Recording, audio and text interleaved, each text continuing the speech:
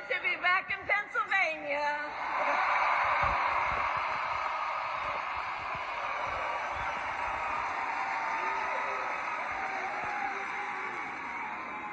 So let me say, on behalf of myself and the first, second gentleman of the United States, my husband, Doug Emhoff,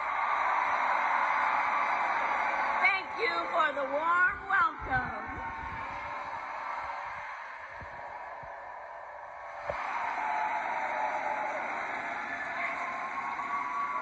And let me just say, it's good to be here with all of the friends, all of the leaders who are here. I want to thank former Governor Ed Rendell, Senator Bob Casey, who we will re-elect this November, Senator John Fetterman, Mayor Sherelle Parker, and Chairman Jamie Harrison. And it is so good to be here with your incredible Governor, Josh Shapiro.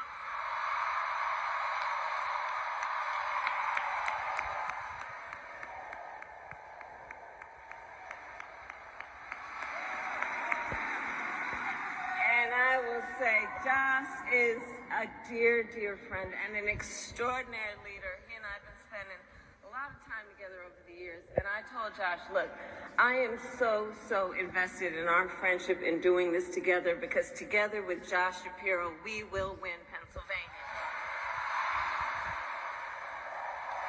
We will win Pennsylvania. And I thank you, Josh. I thank you.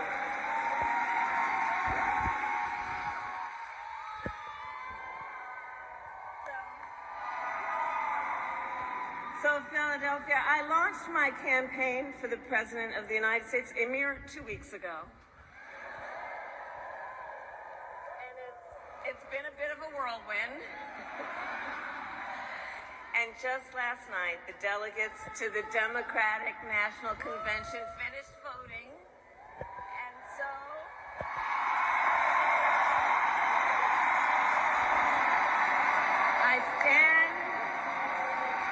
I stand before you today to proudly announce I am now officially the Democratic nominee for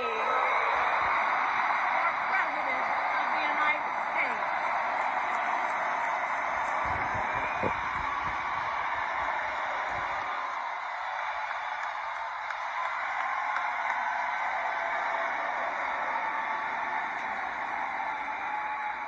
And so now we got some work to do.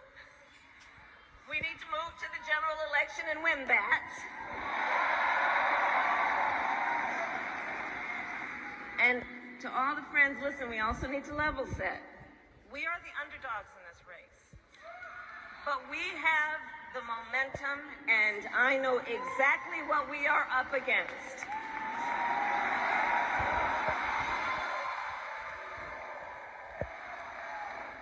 Now, many of you know, before I was elected vice president or elected a United States senator, I was an elected attorney general, and before that, elected district attorney.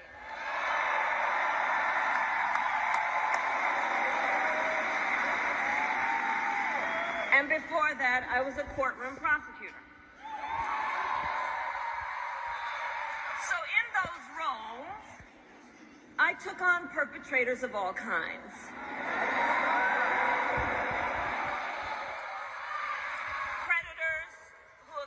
Women, fraudsters who scammed consumers, cheaters who broke the rules for their own gain. So hear me when I say,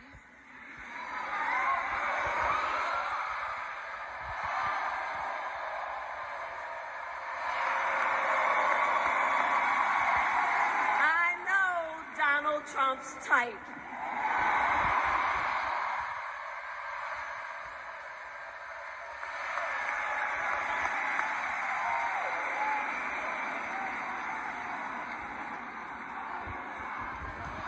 So,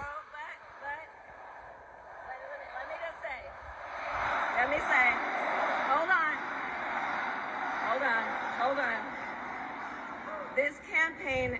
campaign is not just a fight against Donald Trump.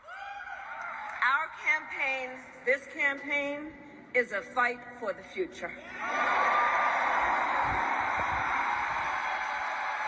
a fight for the future. In Pennsylvania, we fight for a future with affordable housing, affordable health care, affordable child care, paid leave. We fight for a future where we build a broad-based economy, where every American has the opportunity to own a home, to start a business, and to build wealth.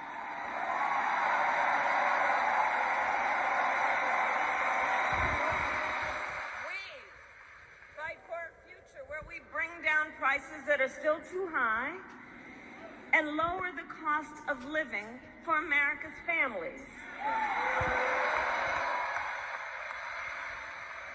So that they have a chance not just to get by, but to get ahead.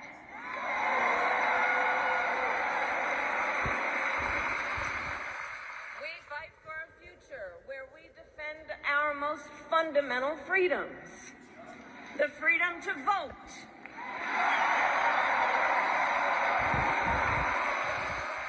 The freedom to be safe from gun violence.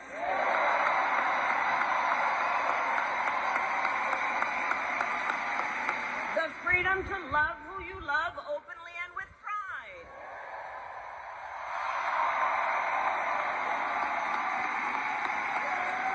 And the freedom of a woman to make decisions about her own body, not having her government tell her what to do.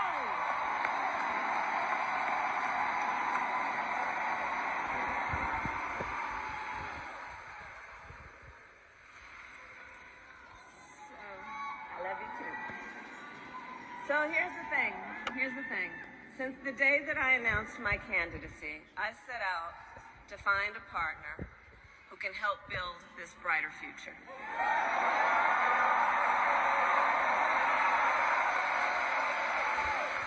A leader who will help unite our nation and move us forward. A fighter for the middle class. A patriot who believes, as I do, in the extraordinary promise of America.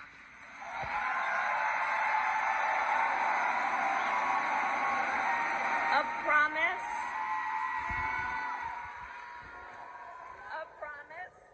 of freedom, opportunity, and justice, not just for some, but for all.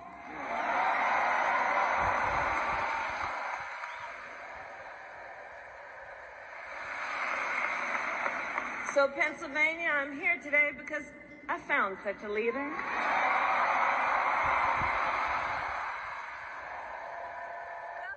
Tim Walz of the great state of Minnesota.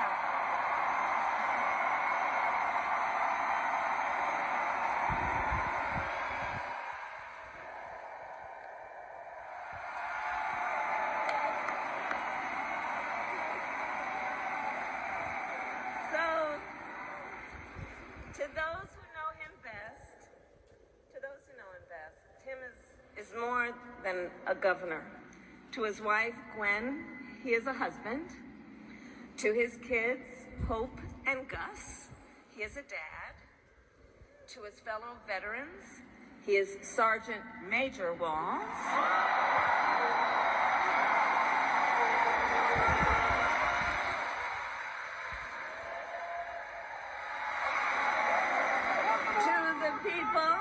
To the people of southern Minnesota, for 12 years, he was congressman.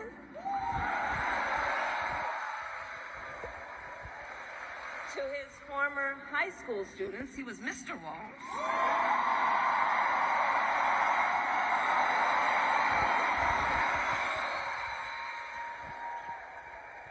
And to his former high school football players, he was coach.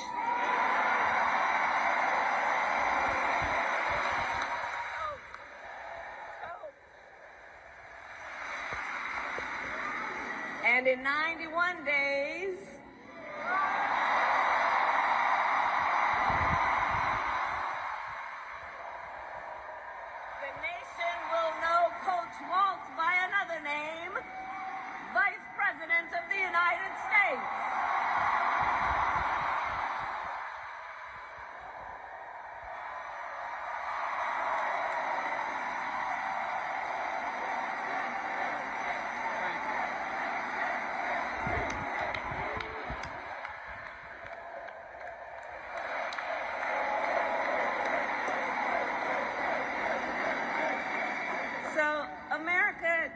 some folks, they're just getting to know Coach Walz's story. And I'll tell you, he is the proud product of a middle-class family in rural Nebraska. He is a veteran who served our nation in uniform for more than 2 decades as a member of the Army National Guard, and he went to college on the GI Bill.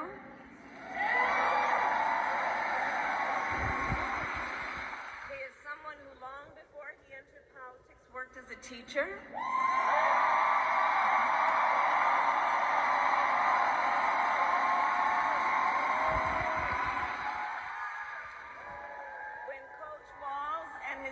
Gwen moved from his native Nebraska to Minnesota nearly 30 years ago. They both took jobs at the local high school. Coach Walz taught social studies. Gwen taught English.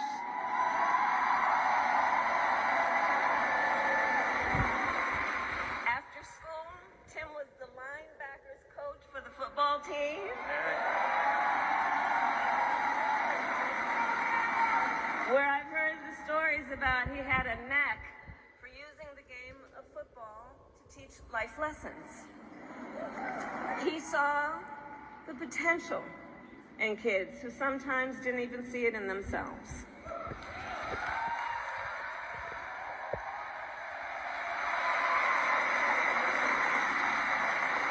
Under those Friday night lights, Coach Walz motivated his players to believe they could achieve anything.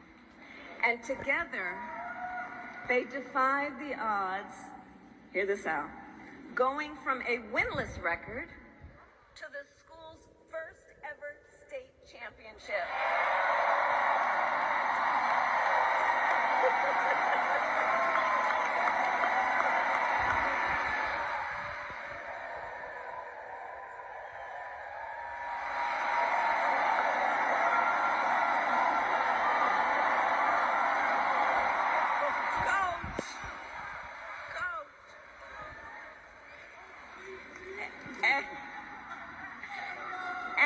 I'll say and I'll add, Tim wasn't only a role model on the football field. Around that same time, Coach Walz was approached by a student in his social studies class.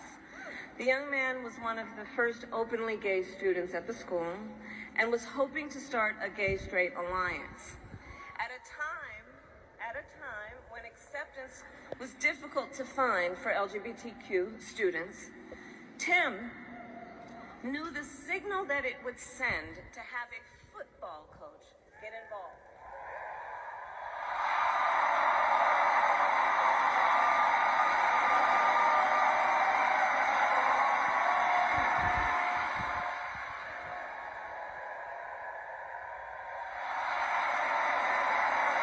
Right? So he signed up to be the group's faculty advisor.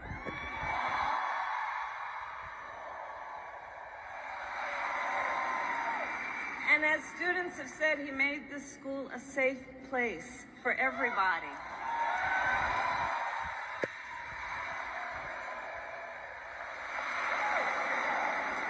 In the high school yearbook, the students voted Coach Walz the, quote, most inspiring faculty member.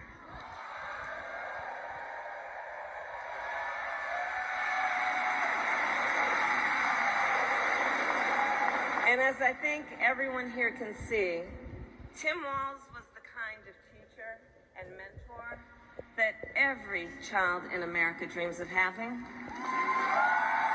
and that every kid deserves. The kind of coach, because he's the kind of person who makes people feel like they belong and then inspires them to dream big. And that's the kind of vice president he will be.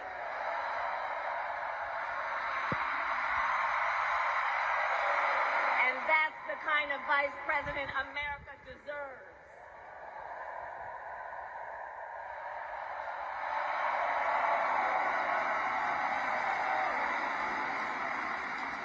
So it was Coach Walz's students who actually helped him decide to run for office. And he served 12 years in Congress, representing a purple district as he reached across the aisle to get things done. He was the highest ranking enlisted man to ever serve in the United States Congress.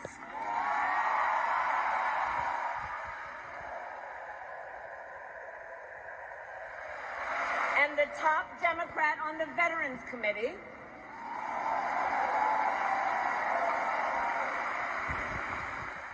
And he was known as one of Capitol Hill's best marksmen,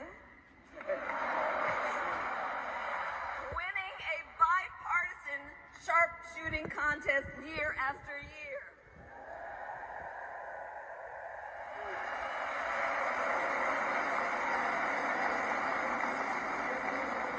In Washington, Tim worked to raise the minimum wage, to protect the freedom of workers to join a union,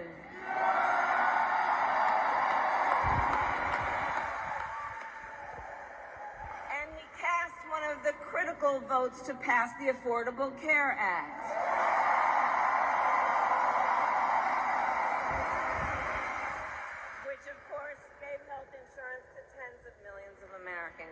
I'm going to tell you, when we win, Tim and I will continue to make the Affordable Care Act even stronger.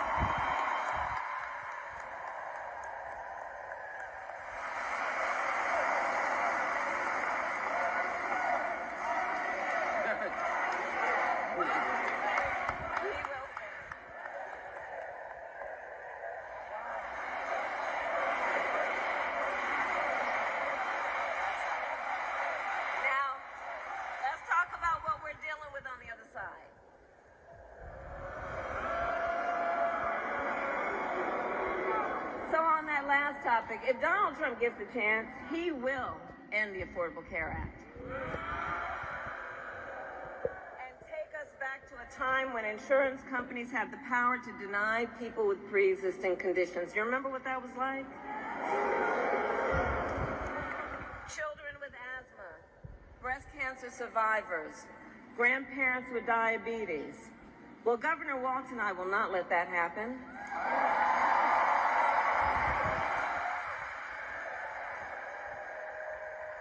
Because we believe health care should be a right and not just a privilege for those who can afford it.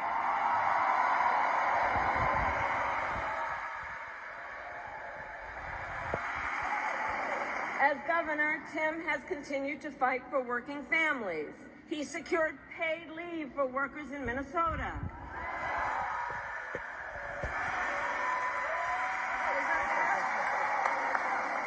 And he refused as governor to allow any student in their public schools to go hungry. So he made school breakfast and lunch free for every child.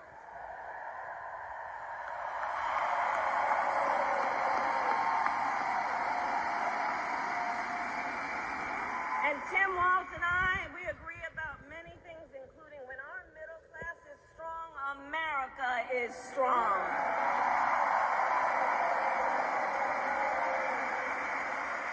And strengthening the middle class will be my defining goal as I am President of the United States.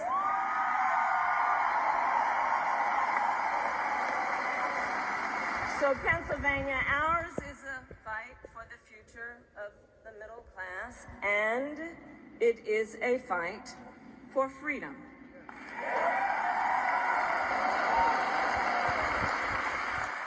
In this moment, we are witnessing a full-on attack against hard-fought, hard-won freedoms and rights.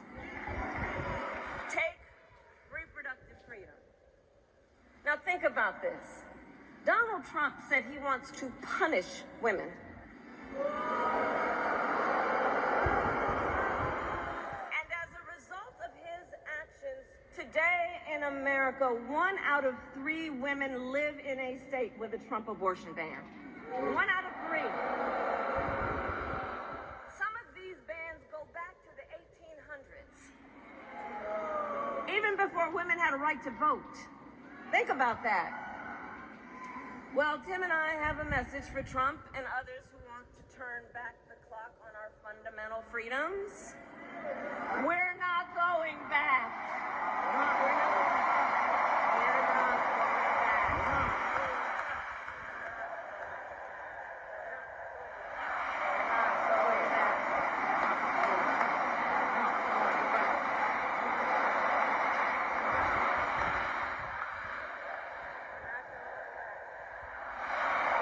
We're not going back. And so let me say about Tim Walz, he has shown up to stand against these attacks long before he stood on the stage with me. After Roe was overturned, he was the first governor in the country to sign a new law that enshrined reproductive freedom as a fundamental right.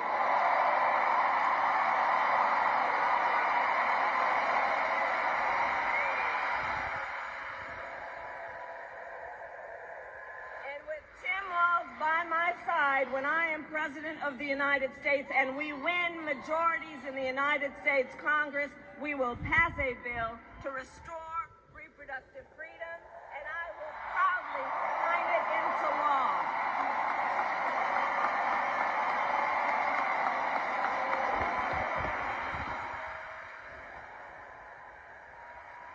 Tim Walz has also defended the sacred freedom to vote. As governor, he signed the most significant expansion of voting rights in Minnesota in over 50 years.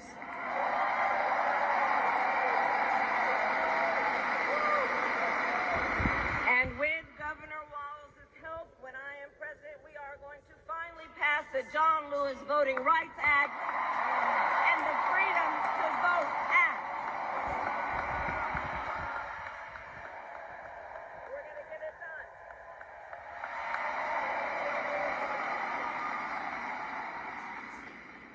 So Tim is a hunter and a gun owner who believes, as the majority of gun owners do, that we need reasonable gun safety laws in America.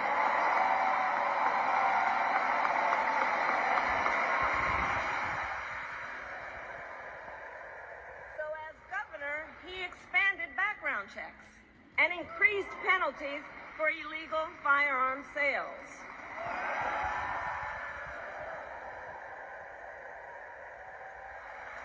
And together, when we win in November, we are finally going to pass universal background checks, red flag laws, and an assault weapons ban.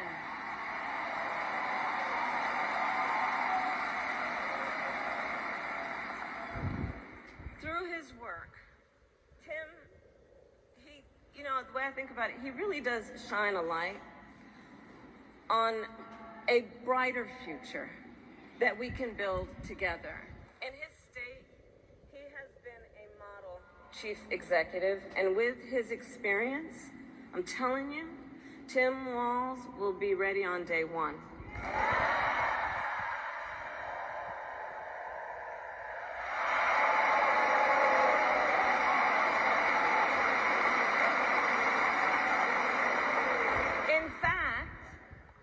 In fact, when you compare his resume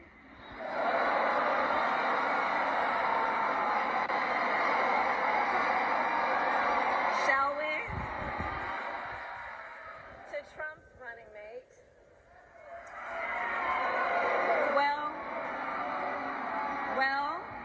well, some might say it's like a matchup between the varsity team and the JV squad.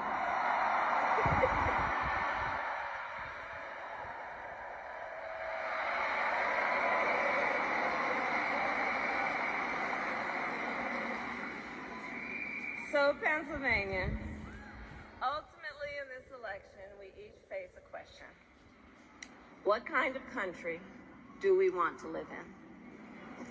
A country of freedom, compassion, and rule of law.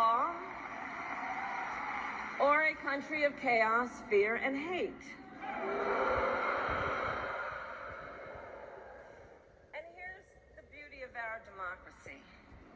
We each have the power to answer that question. We each have the power to answer that question. The power is with the people.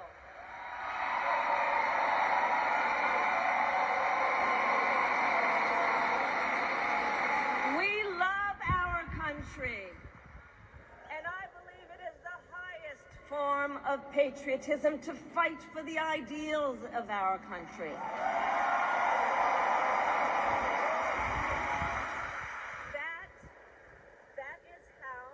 Preserve the promise of America. And after all, you know, the promise of America is what makes it possible for two middle-class kids, one a daughter of Oakland, California, who was raised by a working mother, the other a son of the Nebraska plains who grew up working on a farm.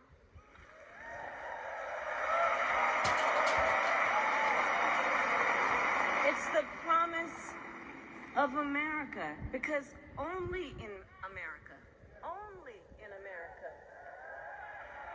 is it possible for them together to make it all the way to the White House.